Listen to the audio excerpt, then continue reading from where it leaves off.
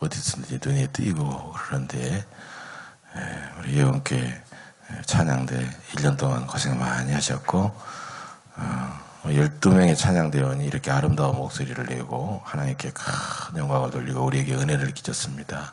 아마 광주 시내에 있는 여러 교회들 중에서도 우리 예원교회 찬양대가 최고 같아요. 하여튼 감사합니다. 우리 고생하셨다고 감사와 우리 하나님께 영광을 받습시다.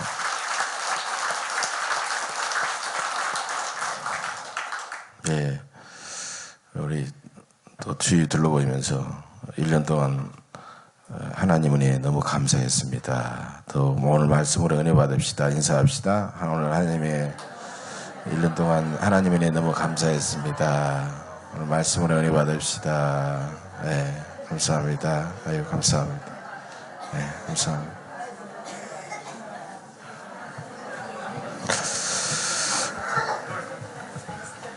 네, 조금 부족한 것은 좀 이따 친교 시간에 더 하고, 네. 인생에서 돌이킬 수 없는 게 세 가지가 있습니다. 활시를 떠난 화살은 다시 붙잡을 수 없죠. 또 입에서 나간 말은 다시 주워 담을 수가 없습니다. 세 번째로 이미 지나간 시간은 다시 되돌릴 수가 없습니다. 오늘은 금년을 마지막으로 보내는 송년주일입니다. 또다시 한 해가 저물어가죠. 그리고 세월은 참으로 빠르다라는 것을 이제 실감하게 됩니다. 인도의 시성 타고르는 그가 임종하기 직전에 쓴 시 중에 나그네여 그대는 가지 않으면 안 되는가라는 그런 아주 의미 있는 시구를 남겼습니다. 늙지 않고 병들지 않고 이 땅에서도 영원히 행복하게 살고 싶지만 세월은 어느덧 빠르게 지나갑니다. 저도 매년 송년주일 설교를 준비할 때마다 이제 금년 마지막 주일 송년주일이구나. 내가 앞으로 몇 번이나 송년주일을 보내고 송년주일 설교를 준비할까 이런 생각을 하면서 좀 더 숙연해질 때가 있습니다. 하나님은 누구에게나 공평하게 1년 12달 365일 8760시간을 선물로 주셨습니다. 그리고 그 1년을 거의 보내고 우리는 하나님 앞에 결산할 그런 순간이 다가오고 있습니다. 하나님의 뜻대로 하루하루를 아주 열심히 최선을 다해서 살아오신 분들에게는 큰 보람과 기쁨으로 그렇게 남겠지만 게으르고 허송세월하신 분들에게는 대단히 후회스럽고 부끄러운 순간을 맞이하게 되겠죠. 이제 한 해를 또 끊어서 이렇게 늘 결산하듯이 우리의 인생 전체를 마지막에 이제는 결산할 때가 다가오게 되는 것입니다. 이 땅의 삶은 결코 영원하지 않고 반드시 끝이 있다는 것입니다. 인생에 대해서 낙관적인 자세를 가진 사람도 있지만 염세적인 비관적인 자세를 가진 사람들도 있습니다. 성경은 어떻습니까? 성경은 우리가 비록 시간의 제한을 받고 세월을 빠르게 느끼면서 이렇게 고통과 죽음으로 끝나는 것 같지만은 우리 주님께서 우리에게 덧입혀 주시는 영원한 생이 우리 앞에 예비되어 있다라고 생각하기 때문에 우리는 소망을 가지고 낙관적으로 희망적으로 살아가게 되는 것입니다. 세월의 빠름과 인생의 무상함 속에서도 부활과 영생의 예수 그리스도를 믿고 그분 안에서 살기 때문에 우리는 대단히 소망과 낙관적으로 살아가게 되는 것입니다. 그런데 오늘 본문을 보면 예수님께서 자기 앞에 다가오는 죽음을 전혀 모른 채 당장 평안하게 먹고 마시고 즐기며 살아가기를 원했던 어리석은 부자를 통해서 우리에게 중요한 교훈을 우리에게 주고 계십니다. 이 내용에 대해서는 아마 대부분이 다 아실 겁니다. 한 부자가 있었는데 밭에 소출이 풍성해서 곡간이 좁아서 다 저장할 수 없어서 곡간을 헐고 더 크게 짓고 모든 곡식을 내가 거기다 다 쌓아두리라 이렇게 말합니다. 그리고 또 자기 영혼에게 스스로 말하는 거예요. 내 영혼아 여러 해 쓸 물건을 내가 가득 쌓아두었으니 이제부터는 편안히 쉬고 먹고 마시고 즐거워하자 이렇게 말할 때 하나님께서는 그 부자에게 나타나셔서 어리석은 자여 오늘 밤에 내 영혼을 도로 찾으리니 그러면 내가 준비한 것이 네 것이 되겠느냐 이렇게 말씀하셨다라는 것입니다. 그러면서 예수님께서 마지막 21절에서 자기를 위하여 재물을 쌓아두고 하나님께 대하여 부요하지 못한 자가 이와 같으니라 이렇게 결론적으로 말씀하고 계십니다. 여러분, 이 부자는 가장 부유해졌을 때 그는 죽었습니다. 따라서 예수님은 그를 어리석은 자다 이렇게 평가하고 있다는 것입니다. 왜 그는 어리석은 자였을까요? 지혜로운 자와 어리석은 자의 차이점, 다른 점이 무엇일까요? 그것은 어떤 외적인 조건이나 환경이 아니라는 거예요. 그것은 바로 종말관에서 근본적으로 차이점이 있다는 거예요. 인생관에서 근본적으로 차이점이 있다는 것입니다. 어리석은 사람은 그대 오늘의 일에만, 나를 위하여 나를 중심으로 오늘의 일에만 급급하며 살아가고 있지만, 지혜로운 사람은 우리 앞에 다가올 마지막 종말 죽음을 생각하면서 준비하며 그렇게 충실하게 살아간다는 것입니다. 그러면 그런 점에서 이 부자는 우리가 추구해야 될 지혜로운 자의 반면교사라는 것입니다. 이 부자는 어떤 점이 지혜로운 자의 반면교사일까요? 먼저 이 부자는 자기의 죽음과 종말을 전혀 생각하지 않다가 죽었다는 것입니다. 고대 헬라 제국의 유명한 알렉산더 대왕, 30대 대왕입니다. 그럼에도 불구하고 알렉산더 대왕에게는 한 사람의 신하가 아침마다 대왕에게 문안 인사를 드리면서 이 인사만 평생 시킨 거예요. 대왕이요, 인생은 반드시 죽는다는 사실을 잊지 마십시오 하고 쏙 들어갔어요. 항상 그 말만 하고 쏙 들어가고 나왔다가 쏙 들어가고 이랬다는 거예요. 그것이 그 대왕에게 했던 인사말이었다는 것입니다. 여러분, 그가 천하를 호령하고 세상의 모든 것을 정복한 왕이었을지라도 인생이라고 하는 것이 언젠가는 반드시 죽음을 맞이하고 종말이 있다고 하는 것을 늘 기억하기를 원했던 것입니다. 인생이란 반드시 죽음과 종말이 다가옵니다. 사람들이 가장 어리석음은 뭐냐? 가장 큰 어리석음은 자기에게 종말이 있다는 사실을 잃어버리고 살아간다는 것이에요. 죽음이라는 것을 알고 있어요. 그런데 그걸 생생하게 경험하고 절감하고 인식하며 살아가는 사람이 없다는 것입니다. 오히려 세상에서 가진 것이 많고 높은 자리에 올라가고 권세 있고 부유한 사람일수록 더욱 그렇다는 것입니다. 종말은 반드시 다가온다는 것입니다. 지금 건강해도 병들어 죽을 때가 있고, 지금 성공해도 실패할 때가 있고, 지금 높은 자리에 올라갔을 때도 낮은 자리로 떨어질 때가 있고, 지금 내가 부유할지라도 가난해질 때가 있다는 것입니다. 누구에게나 인생의 종착역에 어느덧 반드시 도착합니다. 인생이라고 하는 것은 자기 뜻대로 시작되지 않았습니다. 자기가 선택해서 골라서 태어나지 않았습니다. 그렇듯이 자기의 마지막 죽음도 자기 뜻대로 끝나지 않는다는 것입니다. 하나님께서 너는 인생을 이제는 마쳐라 하면 예하고 우리는 마칠 수밖에 없는 것이 인생입니다. 그래서 다윗은 시편 39편에서 이렇게 기도합니다. 저는 이 다윗의 이 39편 시편을, 저는 뭐 23편이라든가 많은 시들이 있지만 이 시편을 너무너무 저는 많이 좋아하고 암송합니다. 이런 기도입니다. 여호와여, 나의 종말과 연한이 언제까지인지 알게 하사 내가 나의 연약함을 알게 하소서. 주께서 나의 날을 한 뼘 길이만큼 되게 하시매 나의 일생이 주의 앞에는 없는 것 같사오니 사람은 그가 든든히 서 있는 때에도 진실로 모두가 허사뿐이니이다. 진실로 각 사람은 그림자같이 다니고 헛된 일로 소란하며 재물을 쌓으나 누가 거둘는지 알지 못하나이다. 주여, 이제 내가 무엇을 바라리요? 나의 소망은 주께 있나이다. 인생의 진면목, 그 실상을 정확하게 보게 하는 위대한 기도입니다. 그리고 시편에 유일하게 있는 모세의 시가 있죠. 시편 90편입니다. 모세도 이렇게 기도하고 있어요. 우리의 모든 날이 주의 분노 중에 지나가며 우리의 평생이 순식간에 다하였나이다. 우리의 연수가 70이요 강건하면 80이라도 우리의 자랑은 수고와 슬픔뿐이요 신속히 가니 우리가 날아가나이다. 우리에게 우리 날 계수함을 가르치사 지혜로운 마음을 얻게 하소서. 여러분, 모세가 했던 지혜로운 마음이 뭐예요? 우리의 연한, 우리의 종말, 우리의 삶이 그렇게 빠르게 끝을 향하여 도달한다라는 것을 아는 것이다. 종말을 아는 지혜라는 거예요. 우리의 생명은 나에게 달려있는 것이 아니라 하나님께 달려있습니다. 우리는 내일 일을 모릅니다. 우리는 아니 1분 1초의 일도 우리는 알지를 못합니다. 잠깐 있다가 사라져버리는 안개와 같고 풀잎에 맺혀 있는 풀과 같은 그런 우리의 생명입니다. 부자는 이 사실을 몰랐던 것이, 모르고 그냥 살다가 허망하게 죽었습니다.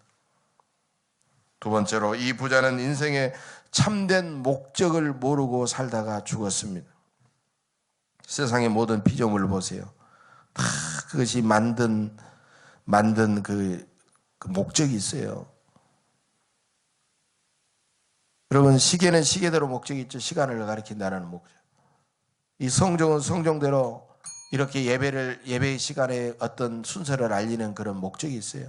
의자는 의자대로, 책상은 책상대로, 모든 것들이 다 존재하는 목적이 있다는 거예요. 목적 없이 존재하는 것은 하나도 없는 거예요. 여러분, 이렇게 무생물도 목적이 있는데 하물며 살아있는 인간이 살아가는 목적이 왜 없겠느냐라는 거예요.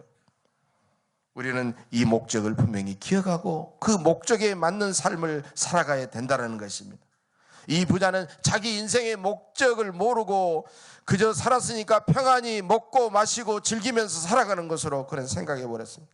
여러분, 이런 것은 동물적인 인생관입니다. 오늘날 많은 사람들이 돈과 명예와 권세를 가졌으면 내가 많은 것을 가지고 내가 누린다라고 생각하고, 나는 성공했다, 출세했다라고 그렇게 생각합니다. 그러나 그것은 그 목적이 고상할 수 없고 그 목적이 거룩할 수 없기 때문에, 궁극적일 수가 없기 때문에 그것은 대단히 천박한 인생관인 것입니다.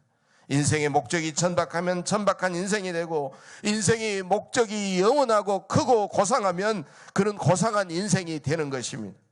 이 부자는 부유해졌지만 그가 인생의 목적을 바로 세우지 못하고 그의 인생의 목적이 너무나도 천박해졌기 때문에 어리석은 인생이 되고 말았다는 것입니다. 한 해가 저물어가는 오늘, 여러분은 냉철하게 이 시간 눈을 감고 나 자신에게 한번 물어보시기를 바랍니다. 나는 지금까지 어떤 목적을 갖고 살았느냐? 내 인생의 목적을 과연 하나님이 기뻐하시는가? 그리스도인은 그리스도인다운 인생의 목적, 인생관을 가져야 될 줄로 믿습니다. 그리스도인다운 인생관은 내 인생의 전부를 다 바쳐 하나님을 늘 기쁘시게 하며 하나님의 영광을 위하여 살아가는 것입니다. 위대한 작가, 러시아의 위대한 작가 레프 톨스토이는 이렇게 말했습니다. 인생에 사는 목적이 자기 안일과 자기 행복에만 있다고 생각하면 그 순간부터는 견딜 수 없을 만큼 모든 것이 허망하고 무의미해질 것이다. 그러나 인생의 목적이 우리를 이 세상에 보내주신 하나님께 봉사하는 것이고 하나님을 기쁘시게 하는 것이라고 생각하면 그때부터 우리는 영원한 기쁨을 느끼게 될 것이다라고 그렇게 고백했습니다. 여러분, 동물적인 행복과 진정한 사람의 행복은 전혀 다릅니다. 평안히 그저 나 혼자 먹고 마시고 즐기는 것으로 우리가 추구하는 삶이라고 하면 동물적인 행복이지만, 우리가 하나님의 나라와 그의 의를 구하면서 하나님을 기쁘시게 하고 하나님을 영화롭게 하는 그런 삶을 살아간다면 고상하고 신령한 행복을 누리게 될 줄로 믿습니다. 여러분, 그런 행복을 누리기 위해서 인생의 분명한 목적을 세우고 살아가시기를 간절히 바랍니다. 세 번째로, 이 부자는 하나님과 남을 위해서 아무것도 한 일 없이 살다가 그냥 죽었습니다. 세상에는 세 가지 종류의 사람들이 있다고 합니다. 동물에 빗대어서 거미 같은 사람, 개미 같은 사람, 꿀벌과 같은 사람으로 그렇게 나눌 수가 있습니다. 거미는 자기 배를 채우기 위해서 거미줄을 쳐놓고 걸려들면 돌돌돌돌 감아가지고 그 곤충으로부터 영양분을 쪽쪽 빨아먹고 살아갑니다. 자기 배를 채우기 위해서, 자기가 살기 위해서 남을 죽이는 그런 동물입니다. 즉, 거미는 절대로 있으면 안 될, 끊임없이 살아있는 동안 남에게 해를 주고 남에게 고통을 주는 그런 존재를 의미합니다. 우리는 거미와 같은 존재가 되어서는 안 됩니다. 개미는 남을 해롭게 하지는 않지만 자기와 자기 동족의 유익을 위해서 부지런히 열심히 살아가는 그런 동물입니다. 따라서 개미는 남에게 해를 끼치거나 유익을 주지 않기 때문에 그냥 있으나마나한 그런 동물이라고 말할 수가 있습니다. 우리는 그냥 있어서는 안 될 존재가 아니라 있으나마나한 그런 존재가 되어서도 안 됩니다. 꿀벌은 어떻습니까? 꿀벌은 부지런히 일해가지고 나와 동족을 위해서도 많은 유익을 끼치지만 남에게도 큰 유익을 주는 그런 동물입니다. 따라서 꿀벌은 자기 동족과 남에게 큰 도움과 유익을 끊임없이 주기 때문에 반드시 있어야 될 그런 사람을 상징하는 것입니다. 하나님은 처음부터 우리 사람들을 만드실 때 끊임없이 하나님을 기쁘시게 하고 영광 드리고 남에게 유익을 주고 남을 도와주는, 남을 섬기는 그런 존재로 우리를 창조하셨다라고 하는 거예요. 이것이 바로 우리 인생의 분명한 목적이라는 것입니다. 그런데 이 부자는 하나님을 위해서도 남을 위해서도 아무것도 한 일 없고 자기가 농사짓고 쌓았던 손철을 자기 혼자 평안히 먹고 마시고 즐기는 것으로 끝내버렸다는 것입니다. 사람은 누구든지 세상을 떠나지만 자기의 소유는 이 땅에 남아 있습니다. 그런데 죽은 다음에 그의 소유가 저절로 남의 것이 되어버리고 국가의 것이 되어버리고 저절로 남에게 넘어가 버리면 그 사람은 어리석은 사람이지만 죽기 전에 그것을 통하여 하나님께 드리고 이웃에게 남기고 참으로 수많은 사람을 섬기면 그 소유를 통하여 남에게 감동을 주고 남에게 기쁨을 주고 지혜로운 사람이 되는 것입니다. 여러분 생각해 보세요. 어차피 우리가 살다가 정해진 때에 딱 우리가 하나님의 부름을 받아 죽은 거나 사형수가 일정한 사형 선고를 받고 며칠 후에 그때 여러 가지 교수형으로 일정한 방법으로 죽는 것과 무슨 차이가 있습니까? 자연적으로 죽는 것과 인위적으로 죽는 방법의 차이밖에 없는 것입니다. 우리는 어찌 보면 사형수와 다를 바가 없다는 것입니다. 우리가 살아있는 동안, 생명이 있는 동안에 하나님과 남들을 끊임없이 섬기며 그들을 도우며 선한 일에 더욱 힘쓰며 살아야 될 줄로 믿습니다. 벌써 40년이 됐습니다. 1975년 17명이나 죽였던 김대두, 끔찍한 사건이었습니다. 흉악범 김대두는 사형 선고를 받고 사형수가 되자 그는 처음에는 복음을 전했던 사람들을 외면했지만 사형수를 많이 회심시켰던 김혜원 권사라는 분, 연약한 여성의 몸으로서 끊임없이 김대두에게 접근해서 복음을 전했습니다. 그리고 예수님께서 당신을 위해서 이 땅에서 죽으셨다고 눈물로 복음을 전합니다. 그리고 점점 사형 집행일이 다가올 때 김대두는 드디어 김혜원 권사님의 전도를 받고 그런 예수님을 영접하게 됩니다. 그리고 사형이 집행되기 전에 나 같은 사람도 천국에 갈 수 있느냐고 하나님께서 당신을 구원해줬다고 그렇게 복음을 전합니다. 멀리 갔더니 차량하고 권하여 슬프고도 권하여 그 찬송을 계속해서 부릅니다. 회개합니다. 그리고 철저하게 눈물로 회개합니다. 그리고 나 같은 사람이 마지막에 이웃에게 봉사하고 갈 만한 것이 뭐가 있느냐고 그럴 때 김혜영 원사님은 당신이 죽으면 당신의 장기를 남에게 줄 수 있다고 그럽니다. 김대두는 그 말을 듣고 눈이 번쩍 뜨요. 그래가지고 그는 장기를 주겠다고 서약을 합니다. 그리고 그는 드디어 교수에 대해 사라졌지만 그의 몸은 눈알과 콩팥과 다른 장기들을 이웃에게 7명이라는 사람들에게 다 나눠주고 그는 세상을 떠났습니다. 여러분, 하나님을 알게 되니까 하나님을 몰라서 지었던 그런 죄를 회개하면서 저 흉악한 사형수라도 하나님을 믿고 그 사랑을 깨닫게 되니까 그가 가진 것은 아무것도 없었지만 자기가 가지고 있는 몸뚱아리라도 그것을 통해서 남을 사랑하고 남에게 떼어주고 세상을 떠났다는 것이 얼마나 귀한 일인지 모릅니다. 우리 교단이 한국 기독교 수많은 교단 속에서 주목을 받는 이유는 독특하고 사람들이 깜짝 놀라는 그런 운동을 일으키는데 여신도들이 일으키는 생명운동, 정말 위대한 운동이었어요. 또 한 가지 우리 교단이 벌이는 운동 하나는 유산봉헌운동입니다. 유산을 자녀들에게는 상속하지 않고 교회와 그리고 여러 가지 사회단체, 선한 일을 하는 사회단체에 기부하고 헌금을 해가지고 가치 있고 하나님이 기뻐하는 일에 너무나도 아름답게 쓰자는 그런 운동이 유산봉헌운동입니다. 부모는 그동안 어떻습니까? 자녀들을 열심히 잘 기르었습니다. 잘 가르쳤습니다. 또 결혼할 때 막 혼수품으로 그들을 잘 해줬고 생활 기반을 마련해 줬습니다. 그래도 불구하고 자녀들이 부모의 유산을 기대하는 자녀들이 많은데 그 자녀에게 그저 자녀가 잘 사는데도 얼마큼 띄워주는 것 별로 의미가 없다는 것이에요. 그래가지고 오히려 유산이 부모에게 많이 남아있으면 그 유산을 서로 받으려고, 그리고 누구는 누구에게는 더 많이 주고 나는 적게 받고 하면서 유산 문제로 형제간에 남매간에 막 싸움이 일어나고, 또 유산을 받은 자녀들은 일하려고 하지 않고 쉽게 게을러지고 타락해지는 그런 경우도 많다는 것입니다. 그래서 그런 유산을 자기를 위해서 최소한의 유산을 남겨두고 그런 유산을 다 하나님과 또 선한 사회단체에 기부하고 봉사해서 선교를 위해서, 구제를 위해서, 봉사를 위해서, 장학사업을 위해서 사용하면 복음을 전할 뿐만 아니라 영혼을 구원하고 인물을 키워내는 엄청난 사건이 그 유산을 통해서 일어나게 된다는 것입니다.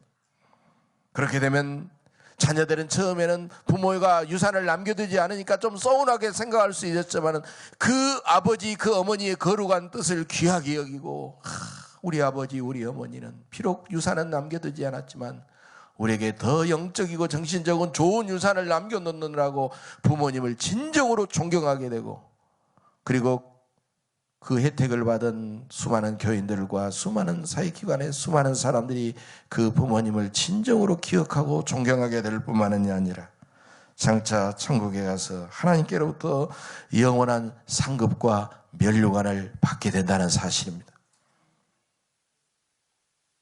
여러분, 내 이름으로 은행에 예금되었고 내 이름으로 부동산이 등기되어 있다고 해서 내 것이라고 착각하지 마십시다. 여러분, 하나님께서 우리에게 잠시 맡겨주신 하나님의 것인 줄로 믿습니다. 내게 잠시 맡겨주신 시간과 재능과 은사와 물질을 너는 어떻게 사용했느냐, 이 문제를 놓고 우리가 하나님 앞에 갔을 때 하나님으로부터 우리는 평가를 받고 결산하게 될 줄로 믿습니다. 얼마나 나를 위해서 썼느냐, 얼마나 주의 교회와 이웃을 위해서 썼느냐, 이것을 주님은 보신다는 사실입니다. 이 어리석은 부자처럼 마지막 순간까지 평안히 먹고 마시고 즐기기 위해서 가득 쌓아놓고 그렇게 하려 하지 말고 기회를 살려 선한 일에 더욱 힘쓰시는 여러분들의 삶이 되시기를 간절히 바랍니다.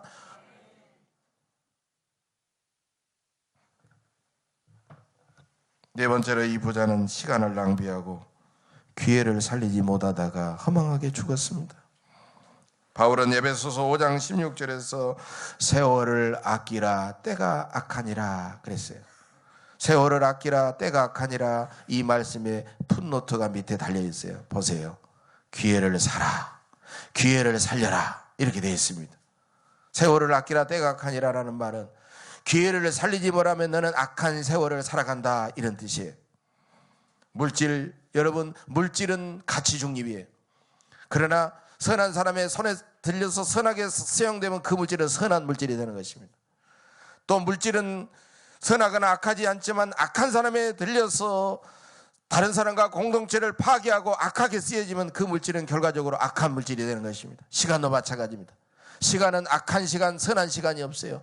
그러나 악한 사람이 악하게 사용하는 시간은 악한 시간이 되고, 선한 사람이 좋은 일에 귀하게 사용하는, 좋은 기회를 살려서 귀하게 사용하면 선한 시간이 되는 것입니다. 내가 하나님께 받은 매 순간순간을 대단히 값지게 써야 된다는 것입니다. 지금 마땅히 내가 해야 될 일을 하지 않으면 결과적으로는 기회를 놓치고 악한 사람이 되어버리고 만다는 것입니다. 여러분, 돈을 잃어버리면 너무 아까워하는데 시간을 헛되이 보내고 시간을 낭비하면서 아까워하지 않은 사람이 얼마나 있습니까? 시간을 아까워해야 될 줄로 믿습니다. 어떤 사람이 몇 달 전에 아내와 사별한, 아내를 잃어버린 자기 한 친구와 대화를 나눕니다. 그의 친구는 아내의 유품을 쭉 정리하던 중에 멋진 실크 스카프를 발견했습니다. 고급 브랜드로 된 멋진 실크 스카프였습니다. 그런데 알고 보니까 아내에게 준 것이 아니라 그가 숨겨놓은 것이었습니다.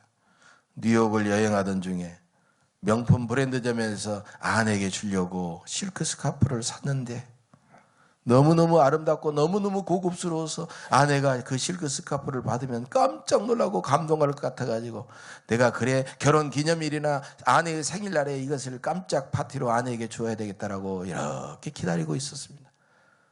그러던데 아내가 죽었습니다. 그 사실을 알다가 말하다가 그 친구는 목이 메이면서 눈물이 주렁거렁 맺힙니다. 그리고 말을 멈추자 그의 친구가 이렇게 말합니다. 어이, 절대로 소중한 것을 아꼈다가 특별한 날에 쓰려고 하지 마. 자네가 살아있는 하루하루가 특별한 날이야. 그렇습니다. 우리에게는 하루하루 매 순간순간이 특별한 날이고 특별한 시간입니다. 지금 이 순간만이 우리가 무엇을 할 수 있는 특별한 시간, 유일한 시간입니다. 지금 이 순간이 나에게 가장 소중합니다. 지금 나와 함께 하고 있는 이 사람이 가장 소중한 사람입니다. 지금 내가 하고 있는 일이 가장 중요한 일입니다. 여러분, 지금 하나님께 예배하십시오. 지금 하나님께 기도하고 지금 하나님께 찬양하십시오. 지금 내가 만나는 사람을 사랑하십시오. 지금 상처받은 그 사람을 어루만져 위로하십시오. 지금 내가 고통스러워하는 그 사람을 향하여 미소 짓고 씩하고 웃어 주십시오. 우리는 한 해를 되돌아보면 잃어버린 시간이 너무너무 많습니다. 예배와 기도와 봉사와 사랑과 전도를 해야 될 때 우리가 뒤를 미루고 여러 가지 핑계를 대고 하지 않았다고 하면은 그만큼 우리는 허송세월한 것입니다. 하나님은 여러분께 너는 내가 준 시간을 어떻게 사용했느냐 이렇게 물으십니다. 여러분은 금년에 쉬운 2번이나 맞이하는 주일을 과연 주일답게 여러분 보내셨습니까? 예배생활, 기도생활, 봉사생활, 순종생활, 전도생활은 어떠하셨습니까? 내 가정 속에 내 가족들을 여러분은 어떻게 대하셨습니까? 여러분은 직장에 나가서 직장의 동료들과 이웃들을 어떻게 대하셨습니까? 오늘은 송년주일입니다. 우리는 대부분 너무 많은 것들을 낭비하고 게으르며 허송세월하며 살아왔습니다. 이제 우리의 여생은 생명과 시간과 재능과 물질을 다 바쳐 하나님과 이웃을 위해서 헌신하며 충성해야 될 줄로 믿습니다. 하나님은 여러분이 지금 가진 것들을 계산하지 않습니다. 지금 너는 얼마나 많은 것을 지금 쥐고 있고 가지고 있느냐, 하나님은 이걸 계산하지 않습니다. 너는 나를 위해서, 너의 공동체를 위해서 너는 얼마나 많이 너는 아낌없이 사랑했느냐, 사용했느냐, 이것을 하나님은 보신다는 겁니다.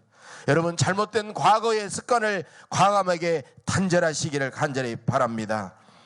장차 다가올 종말을 바라보고 살아가시기를 바랍니다. 오늘의 순간순간마다 하나님 앞에서 산제사 드리는 산제물로 산제사를 드리는 자세로 최선을 다해서 하나님과 주의 교회와 이웃들을 위해서 충성하시는 여러분들의 삶이 되시기를 주의 이름으로 간절히 축복합니다. 기도하겠습니다.